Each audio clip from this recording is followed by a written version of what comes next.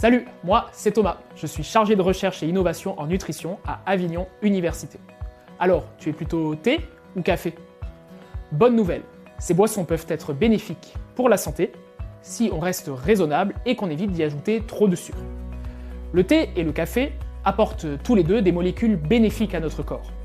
Le thé, surtout le thé vert, est particulièrement riche en antioxydants et est associé à une baisse du risque de maladies cardiovasculaires quand on en boit quelques tasses par jour.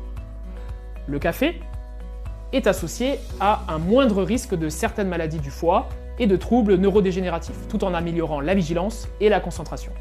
Alors, théine et caféine, quelle différence? Eh bien, c'est la même molécule. C'est juste un nom différent selon la boisson. Le café en contient en général beaucoup plus que le thé, d'où le coup de fouet plus marqué après un expresso. Pour un adulte en bonne santé, en général, on reste dans une zone tranquille avec environ 2 à 3 tasses de café par jour ou plusieurs thés répartis dans la journée. Au-delà, attention aux palpitations, au sommeil perturbé et à la tension artérielle qui grimpe. Sur le plan environnemental, c'est le thé qui marque un point.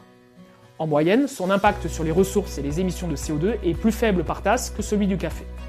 Pour limiter encore plus l'empreinte écologique, l'idéal est de choisir des produits bio et issus de filières responsables. Ces labels garantissent en général moins de pesticides de synthèse dans l'environnement et de meilleures conditions de travail pour les producteurs. Tu peux adopter quelques réflexes simples. Privilégie le thé en vrac plutôt qu'en sachet, souvent plus transformé.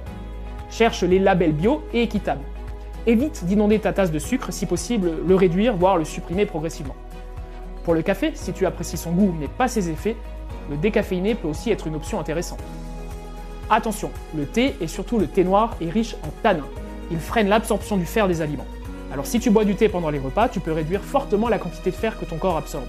Si tu es sujet à la carence en fer, évite le thé à table et garde un intervalle d'au moins 1 heure entre les repas et le thé pour profiter de ses bienfaits sans plomber tes réserves de fer. Cette vidéo t'a plu? Retrouve plus d'informations, des recettes et des conseils plus complets sur le site Manger Bouger. C'était un message d'Avignon Université dans le cadre de son engagement pour une alimentation responsable sur ses campus.